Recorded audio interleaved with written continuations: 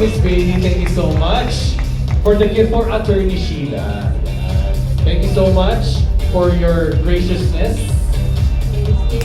Okay. Attorney Sheila, such a pleasure and honor to be sitting beside you. Naiyak ba kayo? Yes.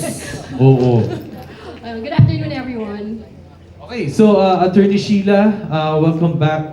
Attorney Sheila and Miss Baby, of course, thank you for joining us in this conversation. So natanong ko na po kanina yung what inspired Attorney Sheila to take up law.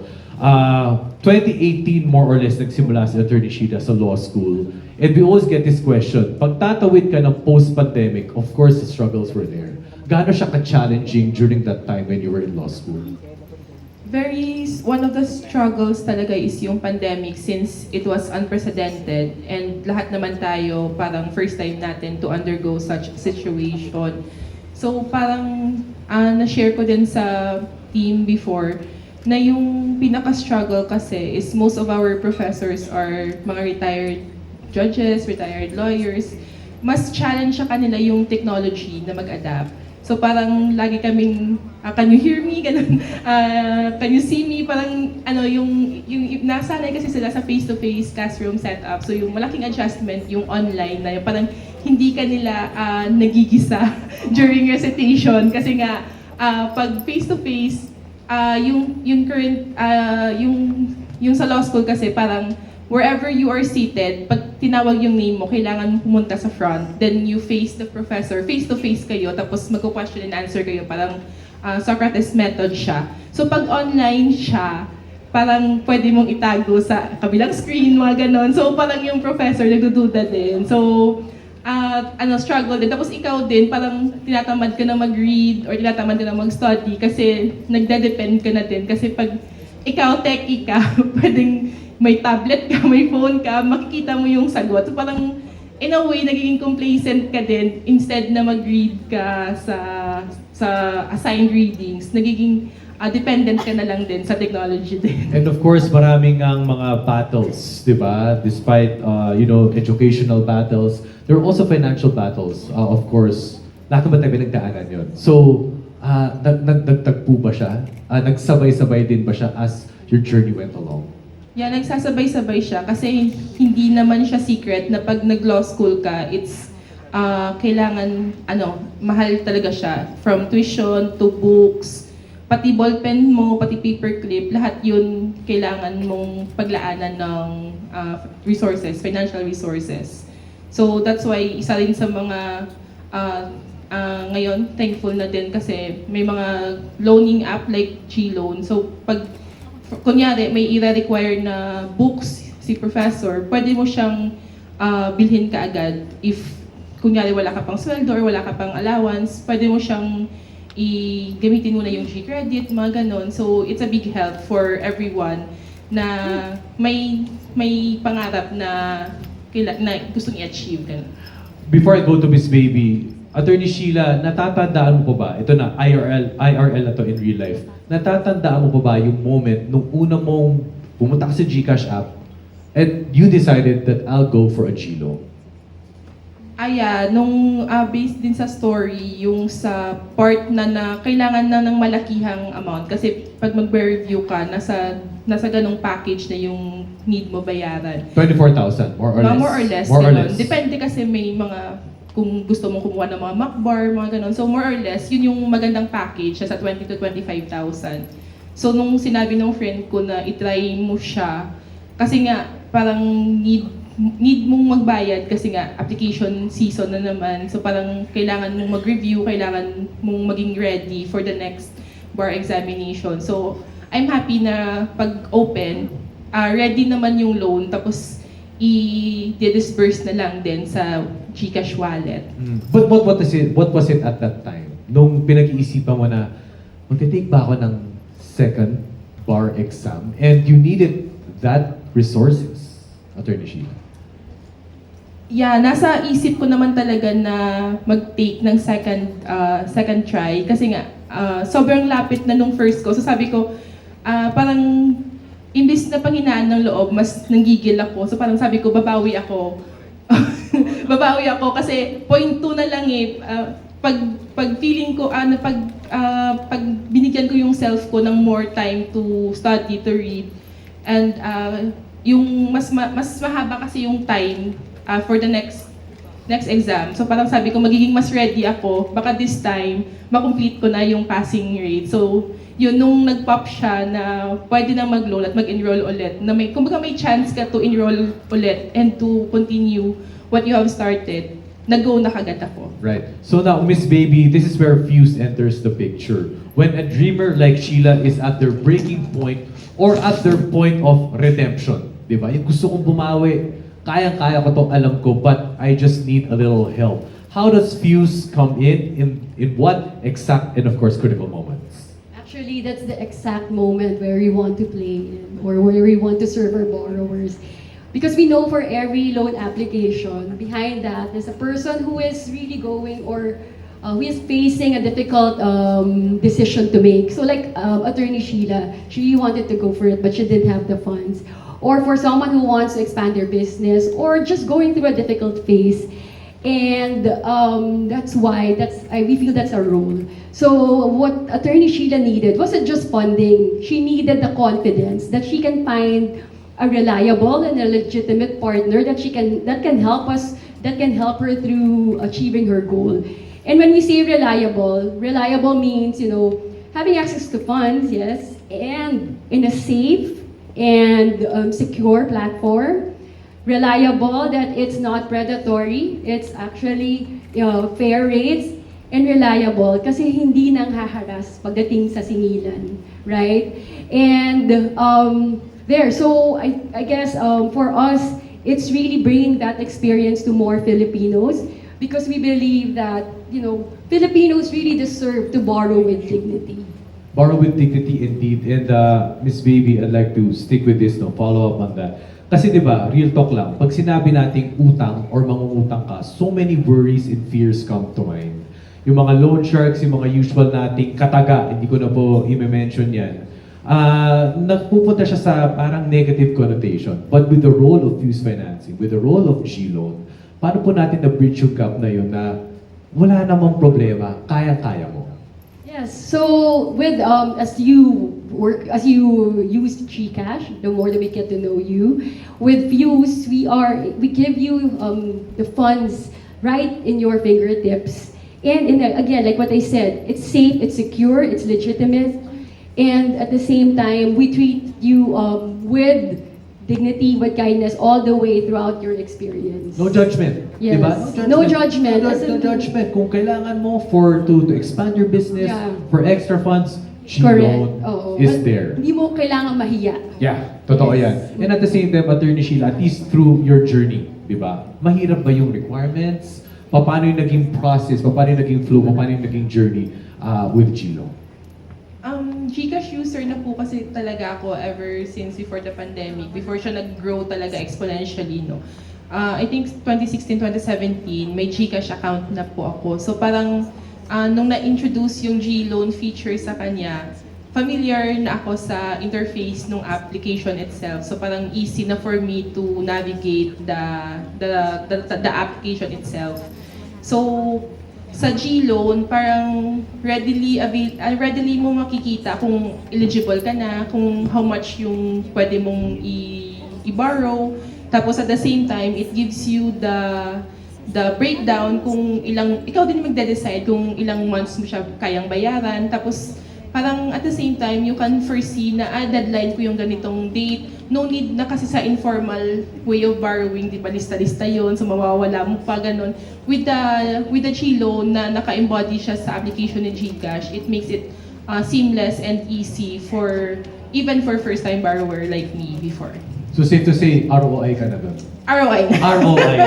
ROI na. So ngayon, Miss Baby, how does this scale across the country? Marami pa po bang mga katulad ni Attorney Sheila out there that Fuse is reaching?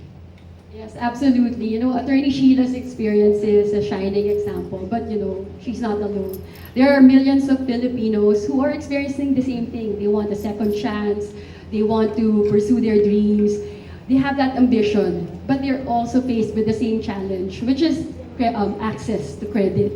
And that's what we actually want to change. So today with technology, we have brought to millions of Filipinos already fair loans with really good experience. And I think si Tony has shared a while ago that we have reached over 11 million Filipinos already. And the number that we are proud of is that 85% of them came from, it's their first time to go into informal lending. So what does that mean? We have actually pulled them away from predatory lenders or loan sharks and moved them into a safer space to borrow. So that's what we're talking about, that scale. So, mas ilapit po natin, of course, sa taong bayan, yung 85% are first-time formal borrowers. Why do you think so? Bakit po kaya tumaas yung ganitong rate na to?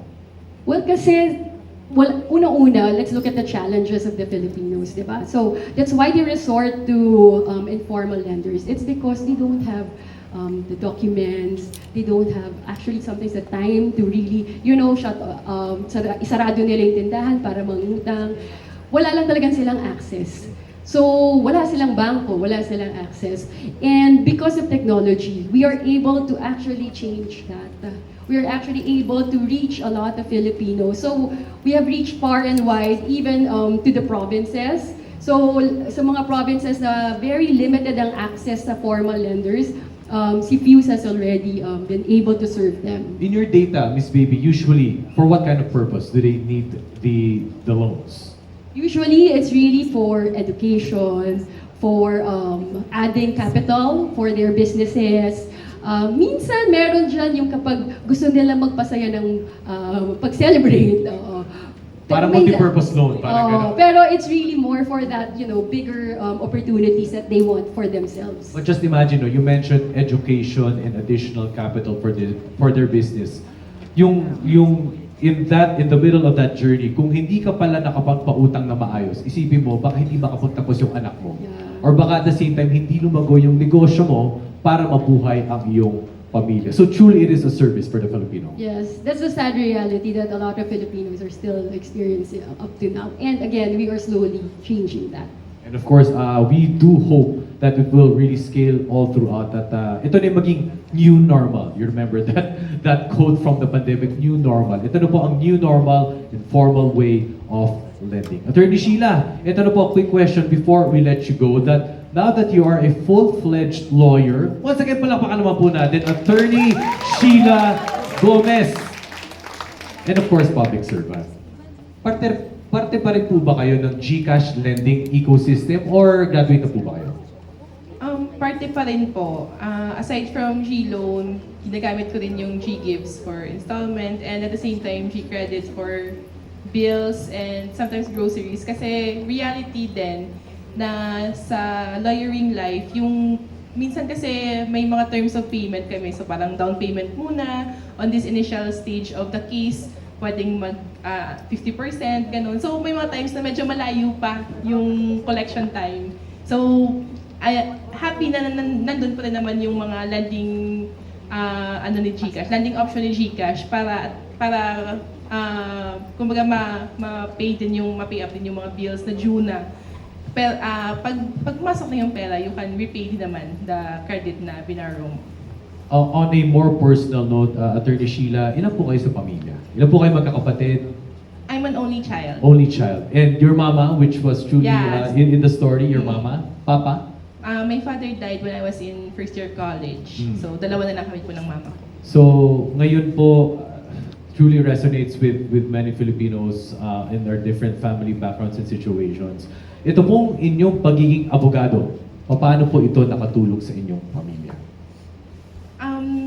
Not just sa family, pero I think sa community din na yung iba kasi parang intimidated or takot mag-consult, parang ganon. So, yung law office ko is located din within the community. So, or for example, like ako, hindi naman ako mahirap i-approach or kausapin. Kahit naglalakad lang ako may bibilhin sa labas, they can ask if ever they have legal problems then. Then at the same time, I'm active sa IBP chapter namin sa Iloilo. We are conducting legal aids pa din monthly, bi-monthly. So, we go sa mga far-flung areas to render legal aid services. And at the same time, meron po kaming parang pro bono services.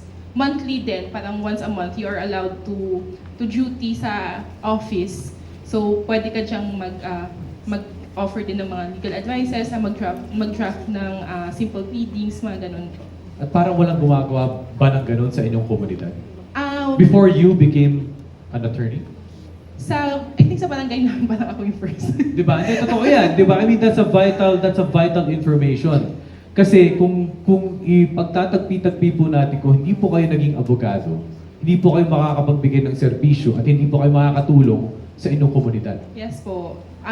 It's a vital, kumaga, not just a title, but an opportunity then to give back then to the community. And GCash and Fuse is a part of it. Palakpakan po natin yun. Napakaganda, napaka-heartwarming po ng advokasya ni Attorney Sheila. And Attorney Sheila, before we transition, what is the one piece of inspiration? Pwede na po silang kausapin lahat.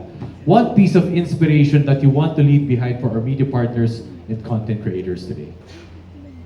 Yun po, sa intro ko din kanina, if you have dreams na parang naset aside na or you are too afraid to pursue it again, hopefully na pag-uwi po natin, ma-revisit po siya natin and reassess na hindi pa po end ng lahat, pwede pa po tayong mangarap ulit. Magtiwala lang kasi the people around us believes in us and we have platforms like GCash, GLoan, and Fuse to help us sa financial aspect din. And of course, what is delayed is not denied. From 2023 to 2024, patuloy po kayo nagtiwala na matutupad po ang inyong pangarap. Ang inyong pong mensahe para po sa GCash. To GCash, i-continue nyo lang po yung huwag panghaharas sa Tama! Legit yun! Tama! Hindi namin ginagawa yun. Oo, legit. Hindi po tayo ang dami kong nababasa online na parang yung nagmumura, ganun, parang tumatawag, sobrang dami ng calls. May mga threats pa. Yeah, may mga death threats pa, may mga fake pa na anuhan na parang, small claims na mga documents na parang tinitreat yung mga borrowers nila. Hanggang sa pamilya pa. Yes, di ba? May mga ganong kaso. Mga umaabot sa barangay, umaabot sa court. Pero hopefully GCash would make it more accessible and more GCash stories ba to inspire not just dito sa Luzon but all over the Philippines din. Thank you so much. Miss Baby, your message to our audience today. I guess I'm just coming from Attorney Sheila. If you want to go for it, if you want second chances, just go for it. Find a reliable partner that can support you all the way, diba? So yun lang. I think it applies to everyone in this room. Alright, so once again, palapakan po natin a beautiful note to end on. Dreams will always prevail. Thank you so much, Attorney Sheila May Gomez and Miss Baby Aquino.